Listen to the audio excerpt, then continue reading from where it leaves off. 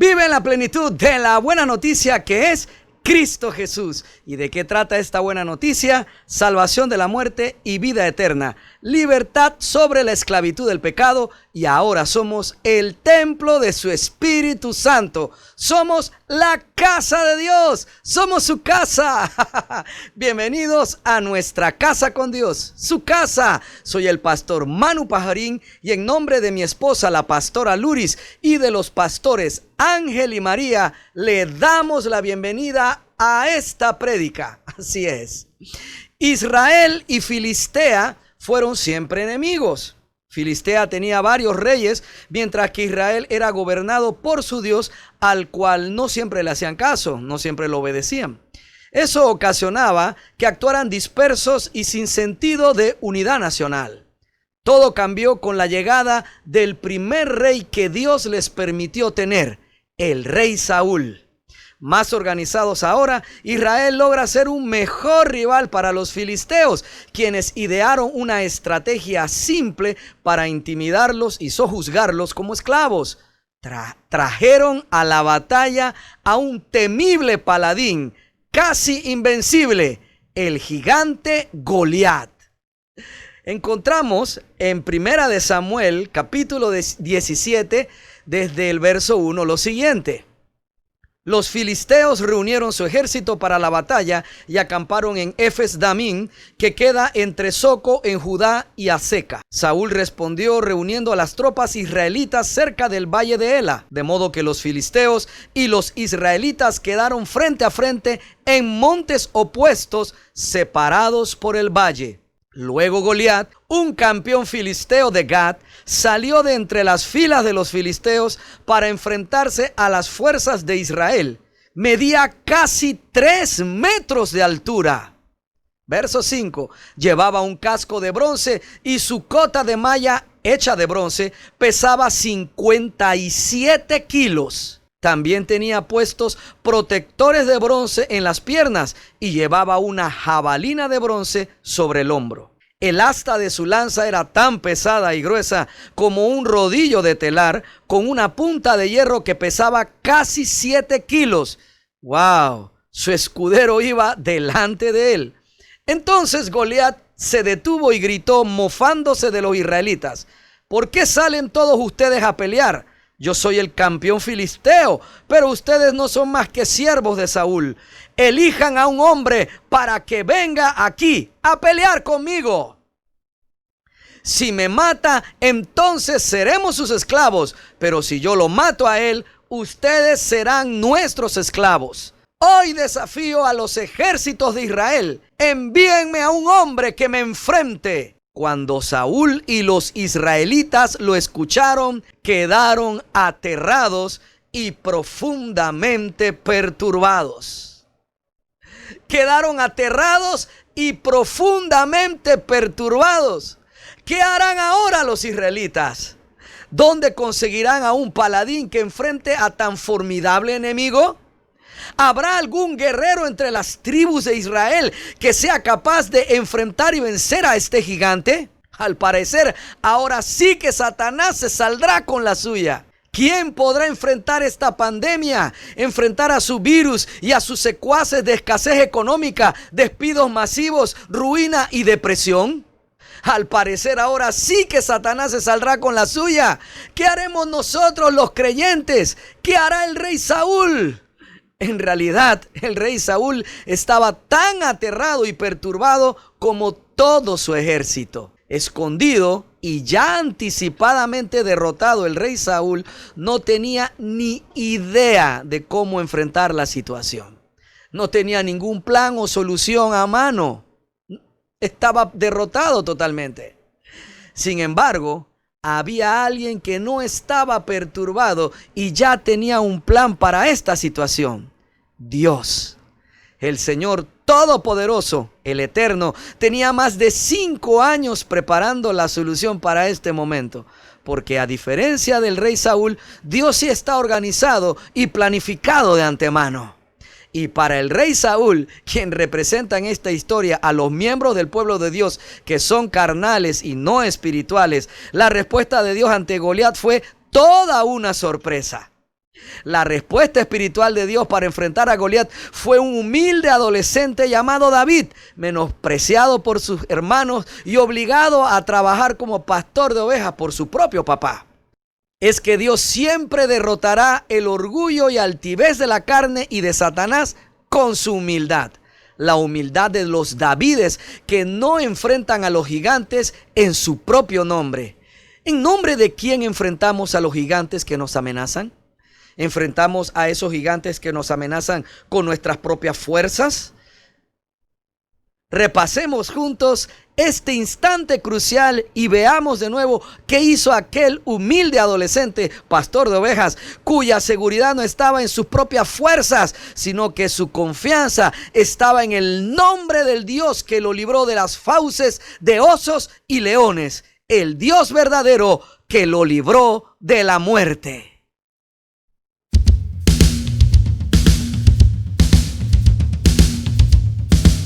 Vive en la plenitud de la buena noticia.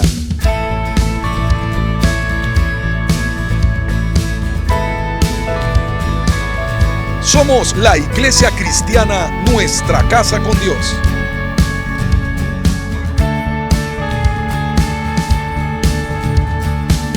Compartimos el mensaje de la palabra de Dios en la voz del pastor Manuel Pajarín Vergara.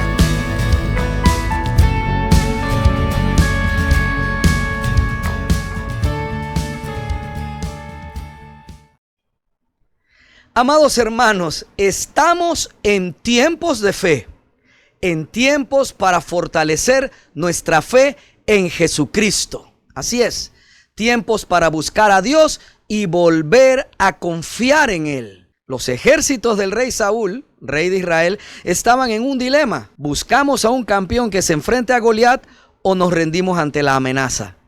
¿Decidimos creer que la amenaza es insalvable o decidimos enfrentarla? Y lo más importante de esto, ¿buscó Saúl ayuda de Dios para enfrentar a Goliat? No lo hizo. Así que por parte de Saúl, Israel terminará sometida a esclavitud de los filisteos. ¿Para qué entonces se hizo rey a Saúl? ¿Para esto?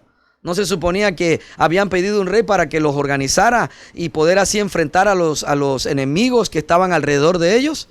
Entonces, si esa era la función de Saúl como rey, ¿para qué entonces era Saúl rey? Ante este desolador panorama, Dios pudo haber abandonado a Israel diciéndoles, bueno, ustedes pidieron un rey en la carne que los defendiera y liderara para no ser esclavos de otros pueblos. Pídanle ahora a su rey que los defienda de Goliat, pues.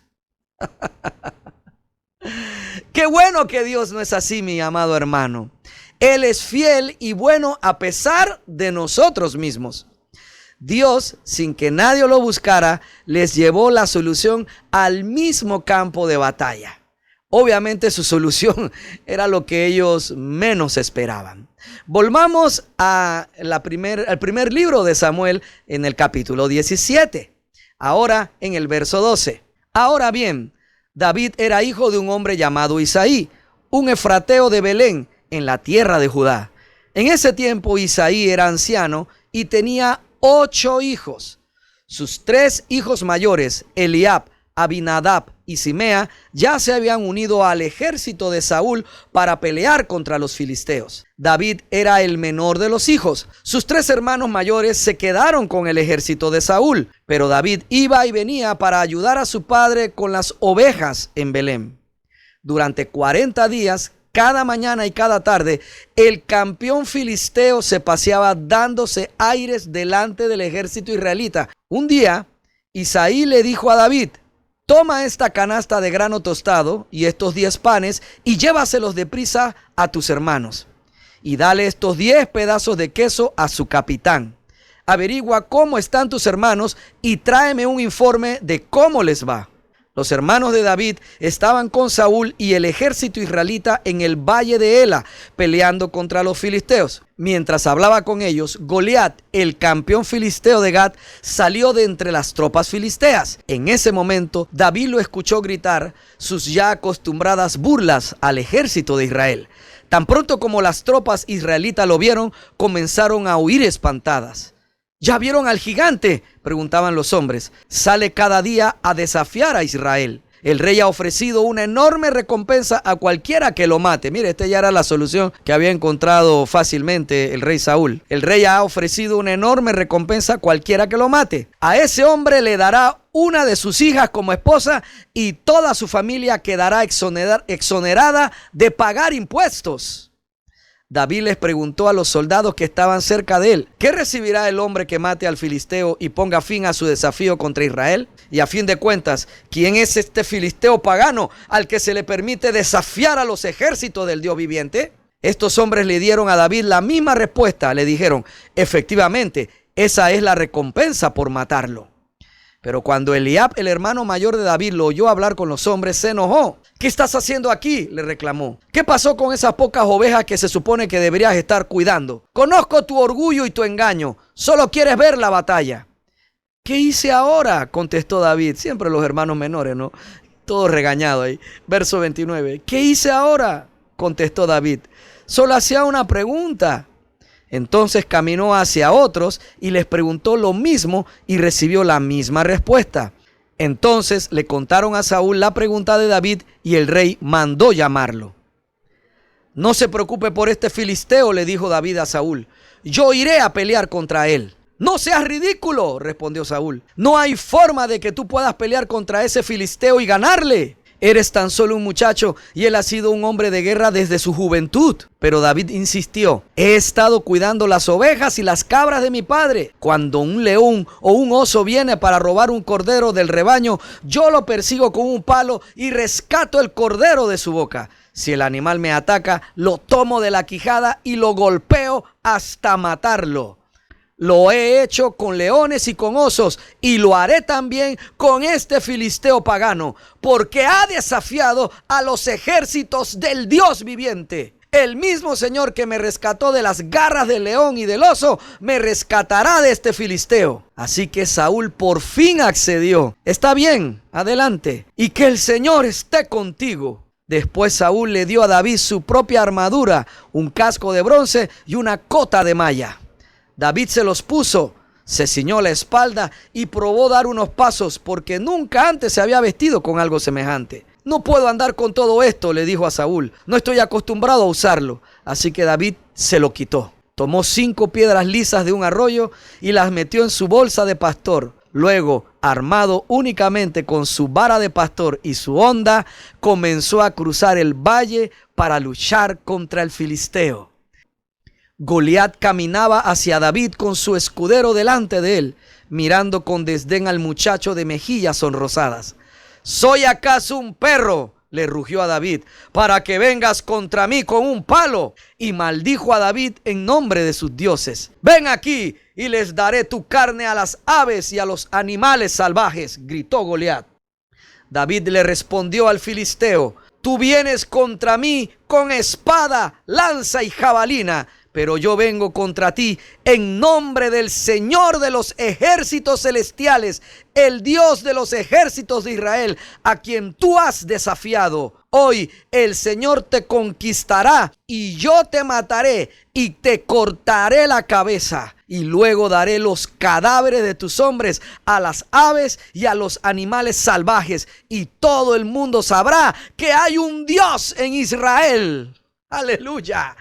Todos los que están aquí reunidos sabrán que el Señor rescata a su pueblo, pero no con espada ni con lanza. Esta es la batalla del Señor y los entregará a ustedes en nuestras manos.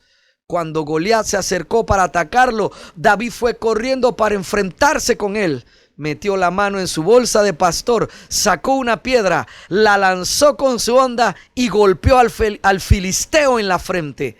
La piedra se le incrustó allí y Goliat se tambaleó y cayó de cara al suelo. Así David triunfó sobre el filisteo con solo una honda y una piedra, porque no tenía espada. Después David corrió y sacó de su vaina la espada de Goliat y la usó para matarlo y cortarle la cabeza. Cuando los filisteos vieron que su campeón estaba muerto, se dieron la vuelta y huyeron. Así que los hombres de Israel y Judá dieron un gran grito de triunfo y corrieron tras los filisteos, persiguiéndolos tan lejos como Gat y hasta las puertas de Crom. Los cuerpos de los filisteos muertos y heridos estuvieron esparcidos a lo largo del camino de Saraín hasta Gat y Ecrón. Oh, mi querido hermano, qué hermoso pasaje, qué hermosa porción de la Escritura. Miren esta belleza que dice aquí. Dice aquí en el verso 47 de primera de Samuel 17. Todos los que están aquí reunidos sabrán que el Señor rescata a su pueblo, pero no con espada ni con lanza. Esta es la batalla del Señor y los entregará a ustedes en nuestras manos. Quiero que usted vea en este momento lo que este adolescente, algunos dicen que tenía 14, otros que 15, otros que 16. Bueno, como este muchacho, pastor de oveja, que no pertenecía al ejército de Saúl, que era un hijo, hasta donde se entiende, no del matrimonio principal o de la casa principal de su papá Isaí, sino que pues podía haber sido hijo de alguna sirvienta, alguna de las personas, de las damas que servían, de las mujeres que servían a Isaí, y era su hijo más chico, su octavo hijo. Pero este muchacho que fue puesto a trabajar allá al fondo, donde estaban las ovejas, este joven tenía una noción, un conocimiento acerca del Dios de Israel como pocos hombres en su época. Él no fue en su nombre, y eso lo vamos a ver más adelante, pero yo quiero que usted vea aquí en el verso 47 que David no habla de él. No dijo, ahora verán que en el pueblo de Israel hay hombres valerosos. Él no dijo, ahora verán que en el pueblo de Israel hay hombres que no tienen miedo de los retos. No, él habló exclusivamente de Dios. Dijo, todos los que están aquí reunidos sabrán, y ahí le está hablando al pueblo de Israel también. Sabrán que el Señor rescata a su pueblo. ¿De quién estaba hablando David ahí? De Dios, no de él mismo. Y miren ustedes la profundidad de su entender acerca de Dios, que Dios rescataba a su pueblo no con espada ni con lanza, porque la batalla era del Señor. Las peleas que libraba Israel para poder tener paz en la tierra prometida, era una pelea que libraba a Jehová por ellos. Qué hermoso conocimiento el de este joven. Y yo en lo personal estoy maravillado por eso. Y esto nos lleva al primer punto que queremos tratar en esta prédica. Dios no actúa en las fuerzas del hombre natural. Para vencer en el mundo espiritual, Dios actúa en el hombre espiritual nacido de su espíritu. Vemos aquí en Primera de Samuel en el capítulo 17 lo siguiente, desde el verso 38. Después Saúl le dio a David su propia armadura, un casco de bronce y una cota de malla. David se los puso, se ciñó la espada y probó dar unos pasos porque nunca antes se había vestido con algo semejante. No puedo andar con todo esto, le dijo a Saúl. No estoy acostumbrado a usarlo. Así que David se lo quitó. Porque Dios no actúa en las fuerzas del hombre natural. David llegó allí en realidad como un hombre espiritual. Y lo vimos hace un instante leyendo el verso 47, en el versículo 47, en el cual vemos que realmente el hijo de Isaí sabía que la batalla que se estaba librando en ese momento no era una batalla netamente humana, era una batalla que venía librada de parte de Dios contra los enemigos de Israel.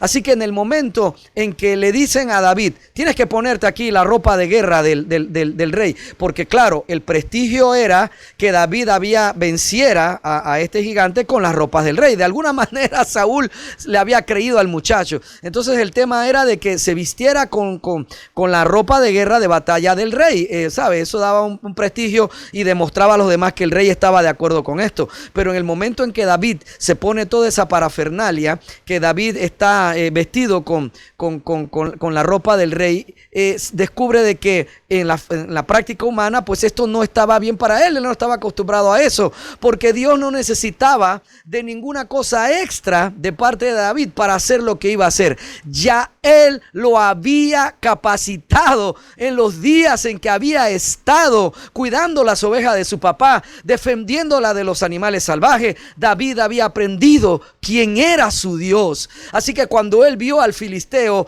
él dijo: wow, yo he vencido animales feroces comparado con un hombre. ¿Qué puede hacer un hombre que, me explico, que está retando a Dios? No puede hacer nada. ¿Sabe qué? Yo mismo me encargo. Mire, él estaba tan seguro que quería saber cuál era el premio, porque se lo iba a ganar. David no podía vestir su fe en Dios con la ropa de un rey en la carne, porque la victoria de Dios no puede confundirse con los métodos, recursos y estrategias humanas. Pero pastor, ¿qué quiere decir con esto? No entiendo. ¿Qué significa esto de que David no podía vestir su fe en Dios con la ropa de un rey en la carne? ¿Qué quiere decir que la victoria de Dios no puede confundirse con los métodos, recursos y estrategias humanas? ¿Qué significa esto? Mi hermano, que tu familia no va a mejorar su relación contigo porque a la fuerza los obligues a que hagan las cosas que tú consideras que son las correctas, cosas que ni siquiera le has consultado a Dios, de seguro. Dios no necesita tu manera de hacer las cosas para ayudarte, y menos si mi manera o tu manera de hacer las cosas es al estilo del mundo. Dios no necesita mis estrategias, Dios no necesita tus estrategias para vencer las dificultades que nos amenazan. Y menos si mis estrategias, y menos si tus estrategias proceden de pensamientos mundanos. Tu familia no va a cambiar porque tuviste que controlarlos a la fuerza. Tu control es la armadura de guerra de Saúl. Hacer las cosas como tú crees que tienen que hacerse, porque tú eres el que dice: no, yo sé cómo es esto, y fulana tiene que cambiar por tal cosa y fulano tiene que cambiar por tal cosa, sin que tú hayas ido a consultar a Dios. Y entonces tú entras a tu casa y lo impones a la fuerza, incluso sabiendo en el fondo que estás haciendo mal. Estás utilizando el control ese humano que trata de a la fuerza lograr que todas las cosas estén bien alrededor de nosotros. Y cuando nos vestimos de control, nos estamos vistiendo de la armadura de guerra de Saúl. Tu control no representa ni el palo de pastor, ni la bolsa de pastor, ni las piedras, ni la onda de David. Dios no necesita que yo le mienta al casero para que nos dé otra oportunidad de pagar a plazos el alquiler. No te pongas esa armadura de Saúl cuando hables con tus deudores. Sé honesto, sé tú mismo. Ve de parte de Dios. Dios está contigo. Dios no necesita que le digas a los médicos que tú puedes resistir el COVID-19 si te has contagiado, y que tú lo puedes resistir sin necesidad de ayuda hospitalaria, mintiendo al decir que estás mejor y en realidad sí te sientes bien mal por miedo a ir al hospital. No te vistas de Saúl para enfrentar este virus. No mientas, no estés engañando. Confía en el Señor. Si el Señor te está mandando ayuda para que puedas hospitalizarte, porque eso es lo que estás necesitando, tómala. No quieras hacerlo a tus fuerzas. Haber venido a Panamá en tus fuerzas sin realmente haber buscado la voluntad de Dios no será la respuesta ante los gigantes que te atemorizaron en tu país de origen. Quedarte en Panamá en tus fuerzas es la armadura de Saúl. David no podía vestir su fe en Dios con la ropa de un rey en la carne. Vestirnos de testarudez es la armadura de Saúl.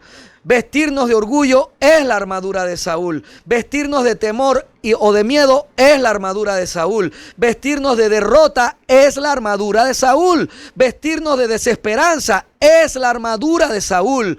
Vestirnos de mentira es la armadura de Saúl. Querer controlar a tu familia es la armadura de Saúl. Querer manipular a tu familia es una armadura de Saúl. Dios no necesita eso para ayudarte a mejorar la relación tuya con la gente en tu casa. No te pongas cosas que van a resultar pesadas de manejar. No las vas a poder hacer bien y vas a terminar lastimando y perdiendo la oportunidad de ver la mano de Dios obrando por ti en tu vida.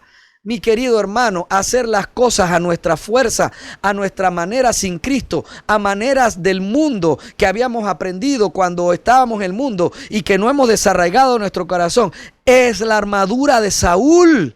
Y Dios no opera así. Dios no actúa en las fuerzas del hombre natural para vencer en el mundo espiritual. Dios actúa en el hombre espiritual nacido de su espíritu.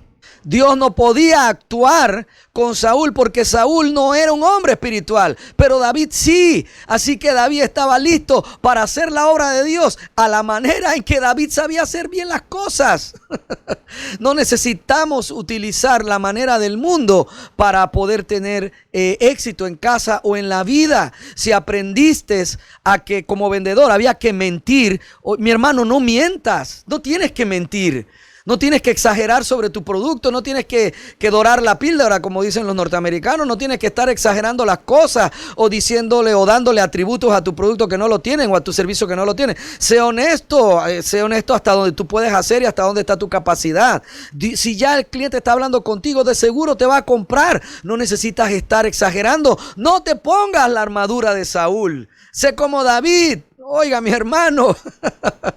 Hermano, si usted y yo nos equivocamos, porque puede que en todo esto hayamos tomado decisiones poniéndonos la armadura de Saúl. Puede que hayamos cometido el error, la decisión, viajar a un país, venir a Panamá, comprar una casa, cambiarme de trabajo, no sé. Hay tantas cosas, ¿me explico? Que podemos haber hecho, qué sé yo, faltarle el respeto a mis hijos, o faltarle el respeto a mi esposa o a mi esposo, tomar decisiones que no consulté con mi cónyuge y nos equivocamos. Mi querido hermano, si usted y yo nos equivocamos tomando decisiones vestidos con la armadura de Saúl, y ahora por esa mala decisión estamos atrapados en una situación difícil que se ve ahora como esta situación como un gigante que no sabemos cómo enfrentar, no te quedes en el orgullo de no aceptar que te equivocaste. No nos quedemos en el orgullo torpe de no aceptar que nos equivocamos. Acércate a Jesucristo en este momento, quien no vino para condenarte, sino para brindarte su plan para lo bueno y no para lo malo, para darte un futuro y una esperanza. Y este futuro es casarnos con Cristo, y esta esperanza es que esto se cumplirá y no seremos avergonzados por creer que somos salvos, que resucitaremos de la muerte, que Dios nos hará partícipes de su gloria casándonos con su Hijo Jesucristo. David sabía que los planes de Dios para su pueblo son para lo bueno y no para lo malo, para darnos un futuro y una esperanza. Por eso les leí el versículo 47. Pero pastor, ¿cómo David sabía eso si todavía Jeremías no había nacido cuando David dijo estas cosas? O cuando David actuó delante de Goliat y era un adolescente. Jeremías todavía no había ni nacido. ¿Cómo David sabía que Dios tenía para su pueblo planes de bien y no de mal y para darle un futuro y una esperanza? ¿Cómo David sabía eso? Lo dice aquí, Primera de Samuel, capítulo 17. Leamos. Pero David insistió: he estado cuidando las ovejas y las cabras de mi padre. Cuando un león o un oso viene para robar un cordero del rebaño, yo lo persigo con un palo y rescato el cordero de su boca. Si el animal me ataca, lo tomo de la quijada y lo golpeo hasta matarlo. Lo he hecho con leones y con osos, y lo haré también con este filisteo pagano, porque ha desafiado a los ejércitos del Dios viviente. El mismo Señor que me rescató de las garras del león y del oso, me rescatará de este filisteo. Y aquí podemos ver, mi amado hermano, que David sabía que Dios tenía planes para lo bueno y no para lo malo, para darles un futuro y una esperanza. ¿Por qué? Porque él había visto que si Dios había estado con él y le había entregado a los osos y a los leones, Dios también haría esto con ese filisteo. ¿Por qué? Porque David había visto, había experimentado que Dios tenía planes de bien para él, y él era parte de Israel, y él lleva esta fe a a todo el pueblo, a todo el resto de la nación israelita, al resto de la necesidad en ese momento de salvación del pueblo israelita. David lo entiende, que eso que él había vivido no solo era para él, sino era para todo el pueblo. Por eso es que él se llena de valor, porque él sabía que Dios no tiene planes de mal, mi querido hermano. Dios tiene planes de bien para ti y para mí. Imagínense que leyendo estos días veo que un pastor de los predicadores del Evangelio de la Prosperidad decía que morir no era lo peor que te podía pasar. Mi hermano, ya nada más me quedo con eso. ¿Cómo que morir puede ser algo malo o lo peor que me pueda pasar? Mi querido hermano, para los que estamos en Cristo, morir es lo segundo mejor que nos puede pasar, porque lo primero mejor que nos puede pasar es que Cristo venga allá y nos levante en los aires y nos reunamos con Él en las nubes. Y lo segundo mejor que nos puede pasar es que muramos y nos vayamos con Él. Yo sé que da miedo, mi querido hermano, morir, y no estoy diciendo que yo tengo ganas de morirme ahora en la tarde, en lo absoluto, o mañana, o no sé, o dentro de unos días. No, mi hermano, en lo absoluto. Pero no podemos vivir la vida con miedo. Da temor y da dolor ver a nuestros parientes partir, como hace unos días les conté que había partido mi tía. Pero, mis queridos hermanos, morir no es lo peor que nos puede pasar. Así es. Eso es para alguien que no entiende qué significa la muerte, que no ha nacido de nuevo. Y la gente, los pastores del Evangelio de la Prosperidad, para ellos morir sí es un problema. ¿Por qué? Porque el Evangelio de la Prosperidad ve las cosas aquí y ahora. Es un evangelio para tener dinero y placer aquí y ahora. Pero el Evangelio de Cristo, sus mejores promesas no son para aquí y ahora, son para después. Pastor, pero usted no quiere que nosotros prosperemos. Yo nunca he dicho eso, mi hermano.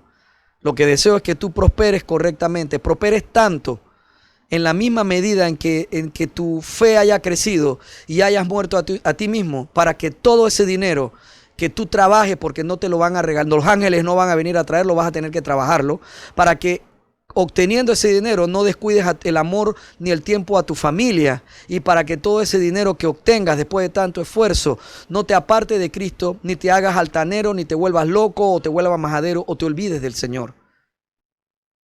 Así que, mi querido hermano, el rey David, en ese tiempo era el pastorcito, él sabía que Dios tenía planes buenos y no malos para darles un futuro y una esperanza a su pueblo. Y lo sabía por la experiencia que él había vivido allá como jovencito de 12, 11, 13, 12 años, 14, en que había rescatado de animales salvajes, de los fauces de estos animales salvajes, a las ovejas que él estaba cuidando.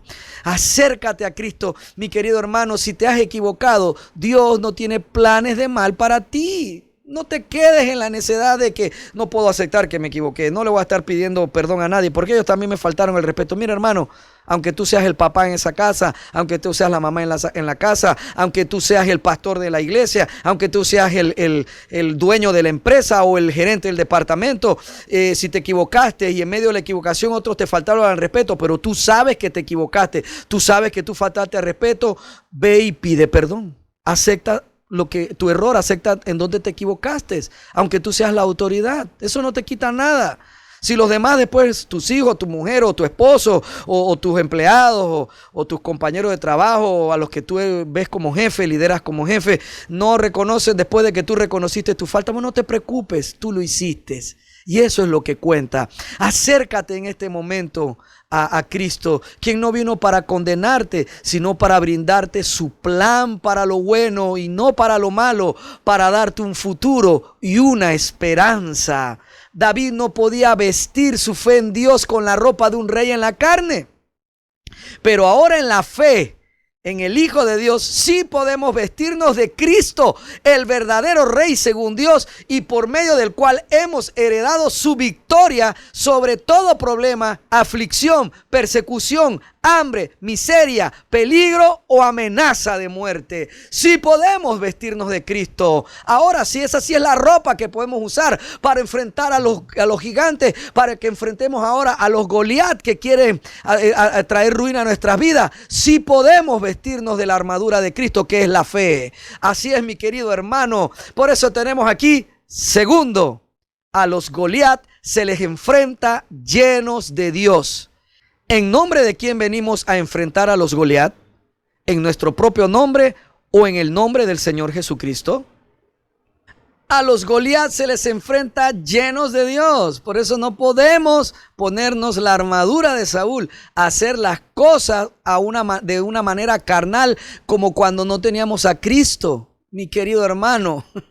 Y muchos de nosotros en la fe en Cristo, muchos de nosotros, los cristianos, queremos resolver situaciones de nuestra vida en casa y en nuestro negocio, en nuestro trabajo, de maneras que no son cristianas, de maneras o métodos o en estrategias humanas sin Cristo, cuando no conocíamos al Señor. Hermano, usted y yo ya somos nueva criatura. Consultemos al Señor. ¿Y por qué? Porque los problemas, sean pequeños o sean grandes, y sobre todo a los gigantes que ahora nos estamos enfrentando, se les enfrenta llenos de Dios. Y repito, ¿en nombre de quién venimos a enfrentar a los Goliat? ¿En nuestro propio nombre o en el nombre del Señor Jesucristo? ¿En nombre de quién nos movemos, mi amado hermano? ¿En nombre de quién actuamos, tú y yo? Vuelvo a decirte, si has tomado decisiones equivocadas, no te encierres en testarudez, acércate a Cristo. Él tiene planes de bien y no de mal para darte un futuro y una esperanza. ¿En nombre de quién nos movemos?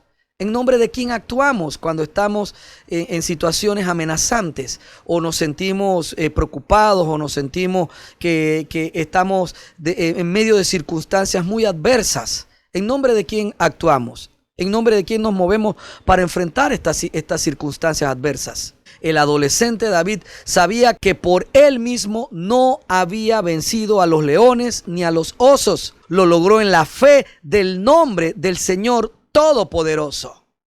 Dice aquí en Primera de Samuel capítulo 17, leemos en el verso 44. Ven aquí y les daré tu carne a las aves y a los animales salvajes, gritó Goliat. David le respondió al filisteo: tú vienes contra mí con espada, lanza y jabalina, pero yo vengo contra ti en nombre del Señor de los ejércitos celestiales, el Dios de los ejércitos de Israel, a quien tú has desafiado. ¿En nombre de quién actuamos? ¿En nombre de quién enfrentamos a Goliat? David lo enfrentó en el nombre del Señor de los ejércitos celestiales, el Dios de los ejércitos de Israel. David no venía en su nombre. David enfrentó al gigante, enfrentó la situación, no en su nombre, sino de parte del Dios a quien él sirve. Y eso es una máxima para nuestras vidas también, mi querido hermano. Nos agradan mucho estos antiguos héroes de la fe porque pensamos que ellos eran capaces por sí mismos de grandes proezas. Mas la verdad es que siempre actuaron bajo el nombre, bajo la autoridad de alguien más. Dios, el Señor Todopoderoso. No te pido, mi querido hermano, que hagas hazañas o resistas de esta situación actual solo en tus propias fuerzas. No te estoy pidiendo que tú mismo vayas y veas cómo haces para encontrar sustento para tu casa. No te estoy pidiendo que tengas que correr, me explico, a suplicarle a alguien que te preste dinero para que puedan pagar el alquiler. Yo no te estoy pidiendo que hagas esas cosas.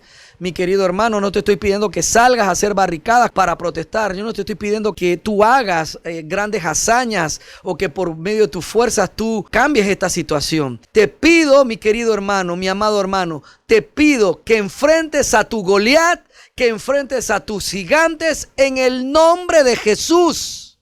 Te lo vuelvo a decir, te pido que enfrentes la situación adversa, que este gigante del coronavirus, del COVID-19 que se ha levantado, te pido que enfrentes la situación adversa que está ocasionando, que te levantes y la enfrentes en el nombre de Jesús, no en tus propias fuerzas, mi querido hermano. Te estoy pidiendo que te levantes y que clames delante de Dios en tu casa, de que no te canses de estar delante del Señor, de que no te canses de pedirle a Dios por las situaciones que estamos viviendo, que esa es tu campo de batalla, tu único campo de batalla y el mío. Y una vez que nosotros venzamos ahí, una vez que el Señor nos dé la victoria ahí, estaremos listos para salir y conquistar y hacer las proezas que Dios quiere que hagamos. Que las piedras que uses sean tus palabras de fe y tu boca la onda con que las arrojes sobre tu situación actual. Que tu puntería sea tu fe en Cristo. Que tu puntería sea tu destreza con la onda. Sea tu disposición para orar, para leer la palabra. Que tu puntería se afine escuchando la palabra de Dios en las prédicas con los predicadores que Dios te pone al alcance, mi querido hermano. No solo utilizar la data que tienes para entretenimiento, sino también buscar palabra de Dios que sirva para esta situación. Que tu puntería se afine conociendo más acerca de la palabra de Dios, que tu puntería se afine en la fe en Cristo Jesús. Te lo repito, que las piedras que uses sean tus palabras de fe y tu boca la onda con que las arrojes sobre tu situación actual. Háblale a tu situación actual, no en lugares donde la gente te vea, sino en lo íntimo, ahí en secreto. Háblale a tu situación actual. Dile, tú no avanzas de enfermedad. Dile, tú no avanzas en el nombre de Jesús, enfermedad. Dile, tú no avanzas escasez, estrechez económica, pobreza. No avanzas en el nombre de Jesús. No vengo contra ti en mi nombre, vengo contra ti en el nombre del Hijo de Dios. Y el Hijo de Dios no quiere que vivamos en incertidumbre, es un Dios de certidumbre. Por lo tanto, no acepto la incertidumbre en la que estamos, que trata de decirnos que perderemos los bienes, que nos echarán de la casa, que enfermaremos y moriremos. No lo aceptamos. Esa es la forma en que queremos que utilices tus palabras de fe como piedras lanzadas en la onda de tu boca. Así es, mi querido hermano, pégate al Señor, que tu puntería de estas palabras se afine en la oración, en la lectura de la palabra, que tu fe se afine, mi querido hermano, teniendo comunión con el Dios Todopoderoso. Y yo sé que, como usted sabe, murió este familiar que tanto hemos querido, mi querido hermano, pero no por eso vamos a dejar de creer en Cristo. No por eso vamos a pensar de que ya no hay esperanza y de que entonces Cristo ya no salva, que Cristo ya no sana. No, mi querido hermano, porque Él es el que tiene el poder sobre la vida y la muerte. A nosotros lo que nos toca es seguir teniendo fe. Oh sí, mi Dios Todopoderoso. Y eso es lo que yo le pido a usted ahora. Mi hermano, afine su puntería, la puntería en su fe, la puntería de sus palabras para hablar contra esta situación. Hágalo en privado, hágalo donde nadie te vea. Clama ahí delante de tu Dios, el Todopoderoso, Cristo, quien está contigo y conmigo. Toda palabra que declare, que revele que Jesucristo es el Señor y que su obra en la cruz es la que nos ha libertado del poder del pecado y de la muerte, y no nuestras propias obras las que nos han dado vida o nos han librado del poder de la muerte y del pecado. Toda predicación como esta, que Jesucristo es el que es exaltado y es el Señor, y lo revela a Él, y que en su obra en la cruz como la obra de redención perfecta de parte de Dios. Esa es la palabra que afina nuestra fe. Esa es la palabra que te pido que busques en los predicadores que oyes en la web. No estés buscando solo aquellos que te digan que vas a hacerte rico después de esto, porque en el evangelio de la prosperidad la gente piensa que después de una situación adversa, después de un gran problema, lo que sigue es una gran bendición. Eso es un cliché que inventaron para sacarte plata. Pastor, no hable así. Bueno, si hablo así, y si usted se enoja, enójese. Oh, mi querido hermano, yo quiero que usted se enoje, pero que se enoje contra las palabras que no son del Evangelio de Cristo, contra las palabras que no sirven o los pensamientos que hemos aprendido que no sirven para situaciones como esta. Nadie nos ha dicho que después de un gran problema o de una gran tribulación viene una gran bendición. Eso lo hemos inventado nosotros, mi querido hermano. Lo importante es que después de un gran problema, de una gran tribulación, Cristo salga firme en nuestras vidas, salgamos parados sobre la roca, hayamos aprendido de la situación y Cristo haya crecido en nosotros y nosotros hayamos crecido en la fe. Eso es lo que cuenta delante de las situaciones adversas, cuando las vivamos y triunfemos sobre ellas. Esa es la verdadera ganancia para ti y para mí. Oh, mis queridos hermanos, que te lo vuelvo a decir, que el dinero y la prosperidad es el producto de un arduo trabajo, un enfoque correcto, una estrategia adecuada, y también a quien Dios quiere darle el poder para hacer riquezas. No estamos llamados todos para ser el presidente de la República, ni todos estamos llamados para ser millonarios, pero todos estamos llamados para tener una vida en abundancia, porque Dios tiene planes de bien y no de mal, para darnos un futuro y una esperanza. Eso es lo que nos está esperando a nosotros. Oh, mi Señor Todopoderoso, te bendigo y te alabo. Dígale aleluya ahí en su casa, gloria a Dios ahí en su casa. Toda predicación que enseña explícita o implícitamente que Dios depende de nosotros, de nuestro talento, de nuestras fuerzas para ganar las batallas, nos desvían de la verdad. David no venció a Goliat. Para vencerlo, Dios tuvo que conquistarlo primero. Tercero, Dios actúa por medio de nuestra fe. No vamos a poder matar a los gigantes si primero Dios no los conquista.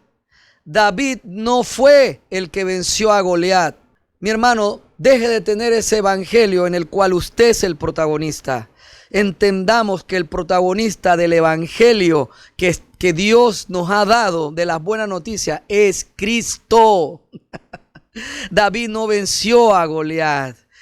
Hey, mi hermano, para que él le pudiera cortar la cabeza, primero Dios tuvo que conquistar a Goliat.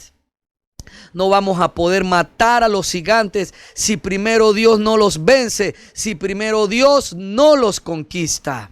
Y por eso es importante saber en nombre de quién venimos, porque no es en nuestro nombre, mi querido hermano. Y nuestro campo de batalla es nuestro cuarto de oración. Es el lugar donde a solas clamamos delante de Dios. Dice aquí en Primera de Samuel, ahí seguimos en el capítulo 17, verso 45. David le respondió al filisteo: tú vienes contra mí con espada, lanza y jabalina, pero yo vengo contra ti en nombre del Señor de los ejércitos celestiales, el Dios de los ejércitos de Israel, a quien tú has desafiado. Hoy el Señor te conquistará y yo te mataré y te cortaré la cabeza. Y luego daré los cadáveres de tus hombres a las aves y a los animales salvajes, y todo el mundo sabrá que hay un Dios en Israel.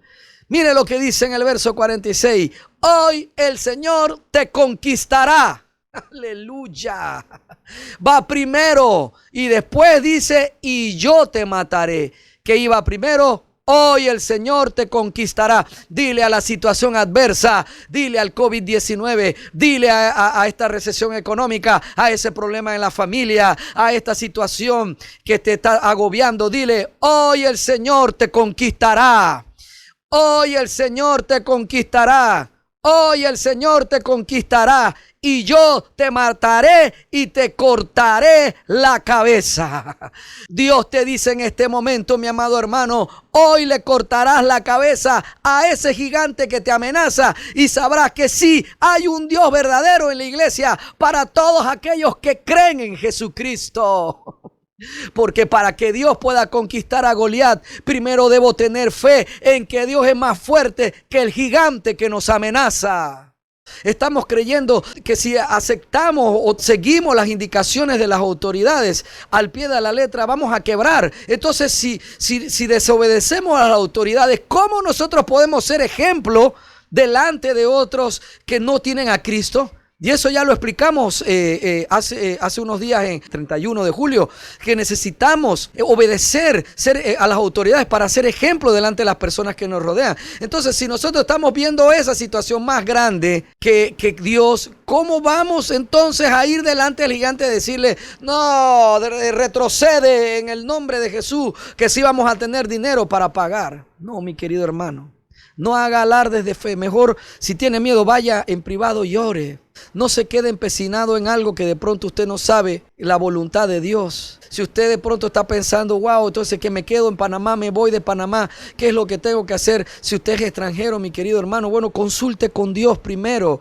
Si usted se equivocó al venir aquí, no tenga temor, hable con el Señor. Y de pronto si usted dice: pero ¿cómo? Si el aeropuerto está cerrado, no hay manera de cómo poder irnos. No permitas que eso sea un gigante para ti. Mira Mire cómo hicieron estos muchachos, estas personas de Nicaragua. Oiga, yo no sé si eran creyentes o no, pero ellos no vieron esa imposibilidad como un gigante y lograron que los enviaran en buses a su país en medio de un momento en que Costa Rica ni siquiera quería que entraran a su frontera.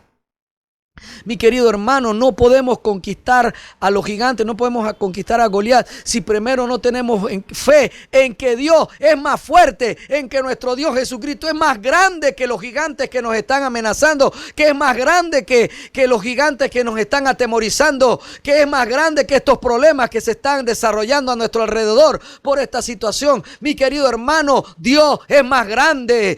Así es, si te tienes que quedar en Panamá, Dios es más grande que el problema que tienes ahora económico. Si tienes que salir de Panamá, Dios es más grande que los aeropuertos cerrados. Oh, mi querido hermano, no temas, porque si tú crees en Dios, podrás como David enfrentar a los Goliat y cortarle la cabeza, porque si has creído, entonces ya has vencido. Así es, mi querido hermano, porque la victoria de David estaba previa, porque él ya había creído en que el Dios que lo había librado del oso y de los leones era el mismo Dios que ya había vencido a este filisteo.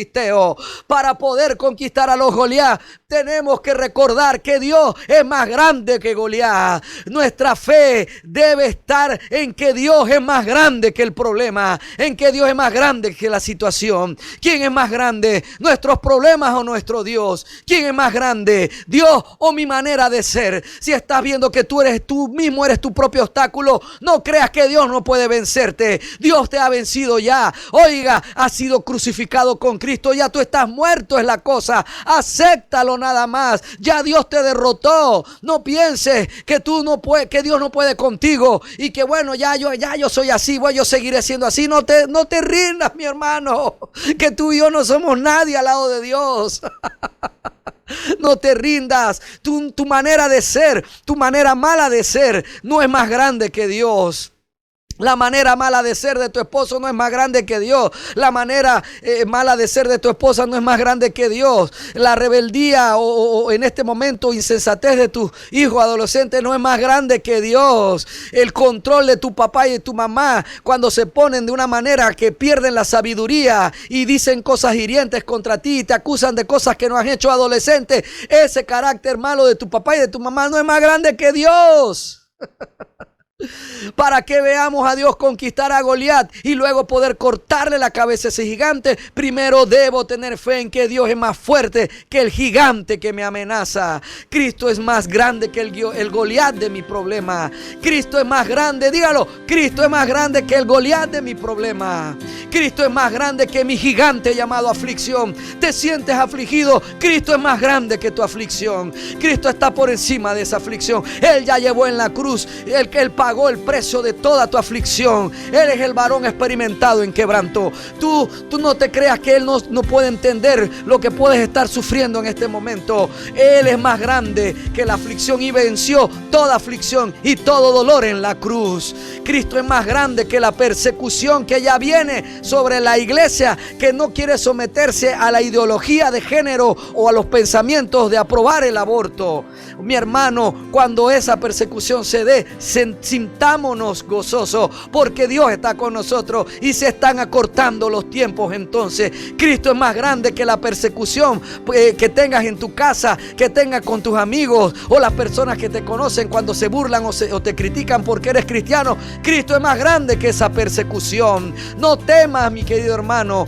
Tampoco te pido que estés por ahí acusando con el dedo a las personas homosexuales. Esa no es la idea, mi querido. Jesucristo no era así. Pero no le tengas miedo cuando te ridiculicen por tu fe. Oiga, esa persecución no es más grande que nuestro poderoso Dios. Cristo es más grande que el hambre que nos amenaza con el gigante de la miseria. Cristo es más grande y la miseria y la escasez económica no entran en nuestros hogares, no entran en el hogar de todo aquel que cree que Cristo es más grande que esa situación. Oiga, mi querido hermano, toda esta miseria y ruina que amenaza con traer hambre a nuestras casas, levantándose con esta cuarentena, cuarentena que no termina, hoy con la irresponsabilidad de personas que salen contagiadas a seguir contagiando. Mi querido hermano, Dios es más grande que esa gente. Dios es más grande que esta situación que se está formando con el COVID.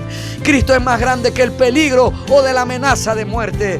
Mi hermano, a mi amado hermano, murió un familiar tuyo. Cristo sigue siendo poderoso. Cristo sigue siendo fuerte. No le temas a la muerte. No, Cristo es más grande que esto. Cristo es más grande que este COVID. Cristo es más grande que toda la amenaza de desahucio. O sea, que te quieren sacar del cuarto de alquiler o de la casa de alquiler o del apartamento de alquiler. Cristo es más grande que el desahucio. Clama a mi Dios, clama a Cristo, confía en Él, mi amado hermano. Levántate ahora, iglesia, en la fe en Cristo. Levántate en la seguridad y confianza de que Él nos ha guardado hasta aquí y lo hará mañana también. Dios es fiel y no puede negarse a su promesa de que Él estará con nosotros. Dile ahora en la fe de Cristo al Goliat, al gigante que se ha levantado para amedrentarte, que se ha levantado para amedrentarnos, para atemorizarnos. Dios, dile, Dios, el Señor Jesucristo te conquista ahora por mí y por mi familia.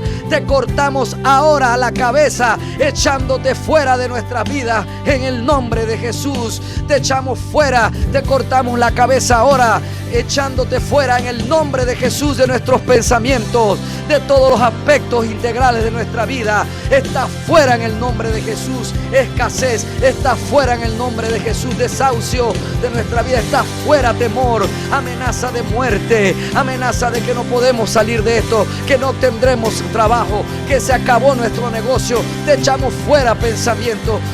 Venimos contra ti en el nombre de Jesús, creyéndole al Dios Todopoderoso que te venció, que ya te venció en la cruz. Venimos como David, creyéndole al Dios soberano de toda la tierra, que dio a su Hijo por nosotros. Y cómo no nos va a dar todas las cosas que le pidamos. Entonces te creemos, Señor, por nuestra familia. Te creemos, Señor, por nuestros hijos. Te creemos, Señor, por nuestros negocios. Te creemos, Señor, por nuestra vida ministerial, por las iglesias que no van a cerrar, Padre eterno, que saldremos de esta situación, Dios Todopoderoso. Venimos en tu nombre, Señor, no venimos en nuestro nombre, Dios Todopoderoso. Venimos en tu nombre y no en nuestro nombre. Venimos en el nombre de Jesús contra estas cosas, mi querido hermano. Clama ahora ahí en tu casa, clama en este momento por tu vida, clama en este momento por tu familia, clama en este momento por las situaciones adversas que estamos viviendo, que estás viviendo. Confiemos en nuestro Dios Todopoderoso. Él está con nosotros, no nos ha abandonado, no nos ha dejado. Él sigue aquí, Él es fiel. Sus pensamientos son de bien y no de mal, para darnos un futuro y una esperanza, mi amado hermano. No venimos en nuestra fuerza, no nos hemos puesto la armadura de Saúl. Y si te la pusiste, quítatela. No las hemos quitado, no las quitamos ahora. Y venimos en el nombre del Señor de los ejércitos celestiales. Venimos en el nombre de Jesús, el Dios nuestro, el Dios nuestro. Padre Santo, tú eres quien tiene el control. Tú eres el que verdaderamente tiene el control. Tú eres quien tiene la respuesta. Tú eres el que nos da la salida. Tú eres el que nos ayuda en medio de todo esto, Dios Todopoderoso. Tú eres el que nos levanta el ánimo, el que nos da fuerza. Señor, venimos en el nombre de Jesús. Tú eres, Padre Santo, el Dios de nuestra vida, el que conquista a Goliat. Y no vamos a cortarle la cabeza a menos que tú lo hayas conquistado. Y tú lo has conquistado por medio de la confianza que tenemos en ti. Porque sabemos, Señor, que tú estás por nosotros, que tú peleas por nosotros. Queremos, Padre, si en algún momento hemos dejado de hacerlo, volver a la verdad de David. No venimos en nuestro nombre. Tú eres el Dios verdadero, tú eres el Dios santo. Y Padre Santo, tú eres el que pelea esta batalla. Queremos volver a ser como David, que llegó seguro al campo de batalla, porque sabía que la batalla no era de Israel, sino era tuya, para defenderlos de toda la amenaza, para poder darles la conquista y el dominio sobre toda la tierra. Ahora nosotros también confiamos en ti, Señor, porque todo lo que estamos necesitando, Padre, vendrá a nuestras manos a través de formas sobrenaturales, a través de nuestro trabajo, a través de oportunidades, a través de la creatividad que tú nos das para poder, Señor Jesús, encontrar sustento, encontrar salidas en medio de esto, Dios Todopoderoso. Gracias, Señor, porque tú eres el Dios que pelea por nosotros. No es nuestra batalla solamente, permanente. No estamos obligados a hacer hazaña. Tú eres el que haces la hazaña. La gloria es tuya, Padre. Confiamos en ti, Jesucristo, mi Dios todopoderoso, porque tú eres, Padre, quien conquista al gigante, quien conquista a Goliat. Y en ti, Señor, en la confianza en ti, Padre, te pedimos, Señor, que nos dejes esa valentía para cuando nos toque salir, Padre, a volver a conquistar, a volver a tomar lo que era nuestro, que se ha letargado allá afuera en esta situación. En ese momento nos dé fuerza, Padre, para tomar la espada y terminar de cortarle la cabeza a la mala situación. Terminarle cuando salgamos de esta cuarentena, tengamos tu fuerza para terminar de cortarle la cabeza a esta situación de escasez, terminar de cortarle la cabeza a esta situación de divorcio, de amenaza de destrucción de nuestro hogar, cortarle definitivamente la cabeza, Señor, a mi mal carácter, a mi manera humana, mundana de hacer las cosas, cortarle definitivamente la cabeza, Padre, a la amenaza de que estaremos en ruina, de que no podremos levantarnos de esta situación, de que estamos perdidos, Padre, de que nuestros hijos no van a conocerte o de que algún familiar no se recuperará. Señor Jesús, queremos que cuando salgamos de esto, otra vez afuera, Señor, en tu fuerza, lleguemos, saquemos la espada del mismo Goliat y le cortemos la cabeza a esta escasez y le cortemos la cabeza, Señor Jesús, a esta ruina financiera que se vino sobre el país, Señor. Le cortemos la cabeza en tu nombre, Dios Todopoderoso, a todo contagio, Padre, y podamos avanzar en corto tiempo y recuperar, Señor, y despojar, Señor, a los enemigos que se levantaron ahora de todo aquello que se robaron, Padre Santo. En el nombre de Jesús te lo pedimos. Tú eres nuestro escudo, tú eres nuestra confianza. No vamos a vestirnos, Señor, de la ropa de Saúl, de la ropa de guerra de Saúl. Nos vestimos de la ropa de guerra tuya, mi Dios Todopoderoso. Nos vestimos, Padre, de tu fe, del yelmo, de la espada, con el escudo, con las sandalias, Señor, con el cinto de la verdad, con tu espada, Padre. Nos vestimos con tu fe, Cristo. Nos vestimos de ti, Señor, para enfrentar estas situaciones.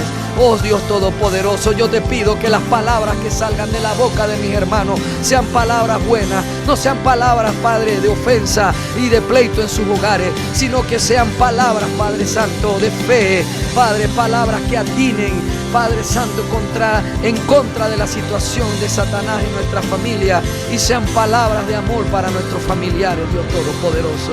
Oh mi Señor, gracias, gracias, gracias, gracias, gracias, Padre. Gracias, Señor Jesús.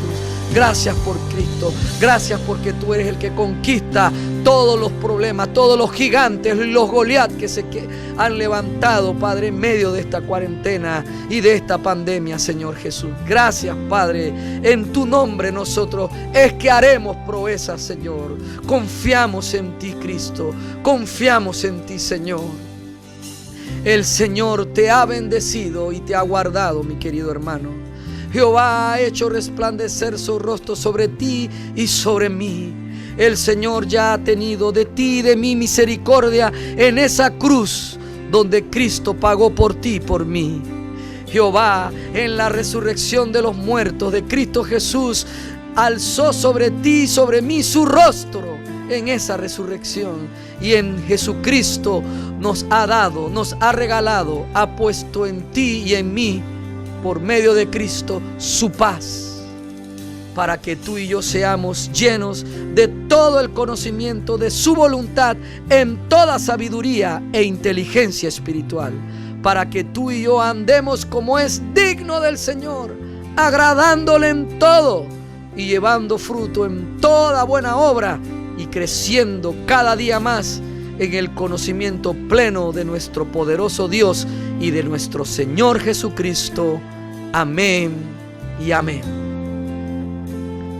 Gracias, mi querido hermano, por haber escuchado toda esta prédica. Así es. Gracias, gracias. Esta es nuestra casa con Dios, tu casa.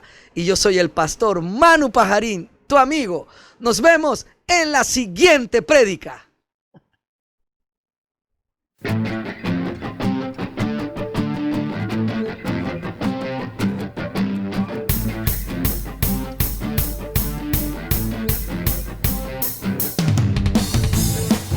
Muchas gracias por escuchar todo el mensaje. Rogamos a nuestro Señor Jesucristo que sea de bendición para tu vida. Recuerda, lee tu Biblia y congrégate en una iglesia cristiana que predique que Jesucristo es el Señor y que también enseñe la libertad del nuevo pacto de la gracia de Dios por medio de la muerte y resurrección de nuestro Señor Jesucristo.